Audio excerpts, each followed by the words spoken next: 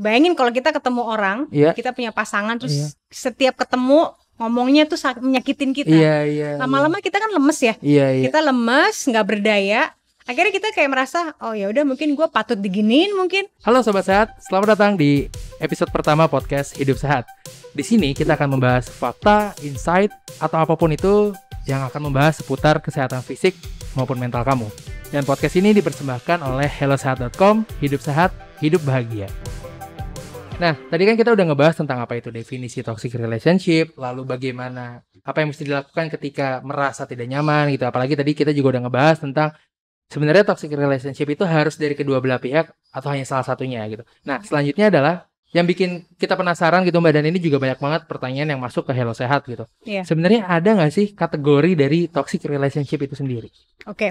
Iya, kalau kita bicara kategori sebetulnya setiap orang kan pasti punya karakter yang berbeda-beda gitu ya. Kalaupun sama, biasanya ada yang berbeda juga. Nah, biasanya yang kelihatan sekali dari kategori yang paling terlihat adalah dia biasanya orang yang tidak bisa menerima kesalahan dari pasangannya. Oh iya.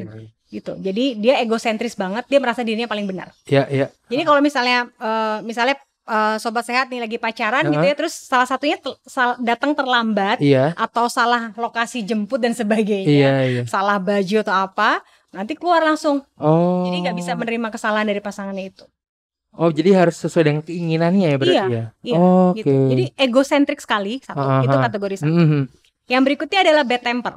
Bad temper. Jadi dia jadi semua yang menjadi keputusan dia saat itu kalau nggak sesuai nanti jadi marah-marah gitu. Jadi keluarnya marah terus. Cepat tersinggung juga. Gitu ya. Jadi kalau tadi dia egosentrik dulu, terus dia bad temper, cepat tersinggung, tidak bisa juga menerima misalnya kalau dia kalah itu tadi. Tapi kelihatannya udah kelihatan emosional banget. Jadi kalau ada orang salah dikit di depan dia, ngamuk-ngamuk lah dia. Paham. Gitu. Nggak bisa jadi pendengar yang baik pastinya. Iya. Lalu selain dua itu apakah ada lagi Mbak?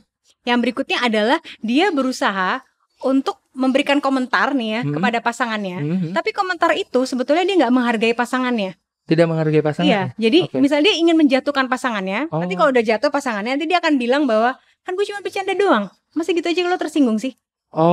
Gitu. Iya paham. Jadi dia memang karena punya karakter dominan dan sarkastik. Iya. Orang-orang toksik ini jadi membuat kita juga, loh kok ini bercanda sih, kan ini sesuatu yang nggak boleh diomongin sebetulnya. Apalagi depan banyak orang, depan keluarga, depan teman-teman misalnya. Tapi dia nggak peduli. Karena dia pikir loh kan cuma bercanda, masa gitu aja lo marah gitu. Berarti sama aja dia tidak bisa menempatkan posisi dirinya ke orang lain, posisi orang lain di dirinya gitu ya Mbak ya? Iya, jadi nah itulah mulai tuh muncul racunnya kelihatan ya. Bayangin kalau kita ketemu orang, kita punya pasangan, terus setiap ketemu ngomongnya tuh menyakitin kita. Lama-lama kita kan lemes ya. Kita lemes, nggak berdaya. Akhirnya kita kayak merasa, oh ya udah mungkin gue patut diginiin mungkin. Udahlah nggak apa-apa, gue ngalah gitu. Daripada nanti gue diusir misalnya, atau gue ditinggalin di jalan, gue takut nih gitu. Jadi gue aja gitu. Dan apakah itu based on genre? Maksudnya dominan laki-laki kah atau perempuan kah, atau semua? Maksudnya antara laki-laki dan perempuan kemungkinan besar memiliki tiga hal tersebut ada? Ada. Jadi itu nggak bisa dibilang ini hanya terjadi pada laki-laki, terjadi pada perempuan, tidak. Jadi toxic, dibilangnya toxic personality itu bisa terjadi pada laki-laki dan perempuan itu sendiri. Gitu. Jadi tergantung gitu kan. Nggak selalu kalau yang bad temper itu perempuan atau itu laki-laki, enggak. Iya. Dan kalau misalnya kayak beberapa tahun yang lalu mungkin Mbak Dian juga ada film posesif yang main Adipati Dolken, itu kan terlalu posesif banget. Ibaratnya dia lagi ngumpul sama teman-temannya aja ditelepon berkali-kali nggak diangkat aja marah. Nah, itu masuknya kemana tuh Mbak? Nah itu juga termasuk sebagai, sebetulnya dia nggak secure kan?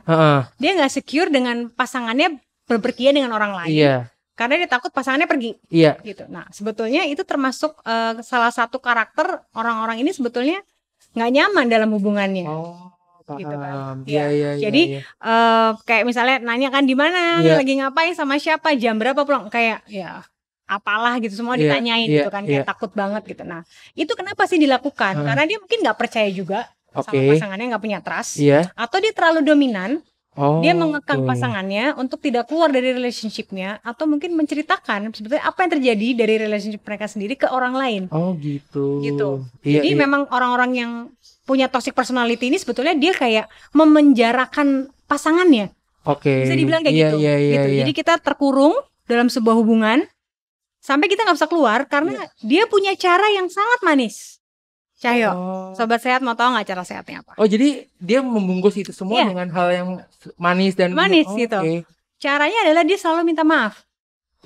Dia minta maaf, terus bisa juga dia kasih hadiah-hadiah yang dia tahu pasangannya pasti suka dengan hadiah itu. Jadi giving gitu kan. Apalagi kalau misalnya yang toxic personality itu laki-laki, dia akan meminta maaf, terus kasih hadiah-hadiah buat yang perempuan, atau yang perempuan misalnya punya toxic personality.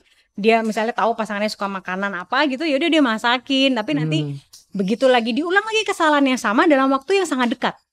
Sangat dekat justru ya Mbak ya? Tapi dia nggak sadar karena dia selalu minta maaf. Jadi dia bisa memanipulasi, tanda kutip mungkin memanipulasi gimana ya, memberdayakan kondisi di mana pasangannya itu tidak nyaman untuk bisa memaafkan dia. Jadi masuknya dengan kata-kata maaf itu ya. Jadi ibaratnya ada excuse dari pasangannya untuk Ya kalau kita kan misalnya kita emang, nah itu terutama untuk mereka-mereka yang menyanjung-nyanjung cinta gitu kan. Karena mereka pikir ya kalau cinta kan ya harus bisa berkorban, bisa menyayangi, menerima apa adanya, masa nggak mau maafin sih? Tapi ingat loh, kamu bahagia nggak di relationship itu?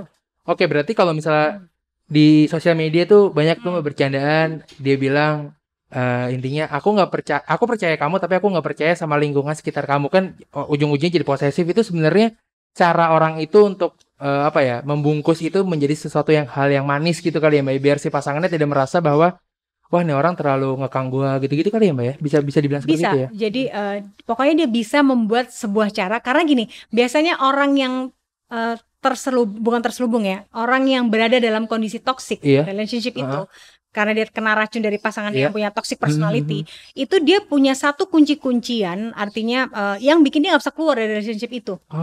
Ya, misalnya apa? Mungkin dia dari keluarga yang punya utang sama si toxic personality ini. Atau misalnya dia sudah melakukan hubungan yang udah di luar batas gitu ya, hubungan seksual. Dia takut kalau nanti dia hamil gitu misalnya, kemudian nanti siapa yang bertanggung jawab? Seperti itu. Atau juga misalnya dia selama ini yang dibayarin kuliahnya atau sekolahnya gitu, Sobat Sehat. Sehingga membuat dia nggak bisa keluar. Dia punya hutang secara mental, secara fisik juga gitu. Dan dia termasuk orang yang tahu diri gitu. Tapi dia lupa bahwa sebetulnya kalau kita selalu bertahan di toxic relationship, itu lama-lama kita mengalami depresi, mengalami kecemasan yang berlebihan, tidak nyaman. Dan itu bisa mengakibatkan kondisi mental breakdown gitu ya. Ya depresi tadi bisa sampai bunuh diri juga.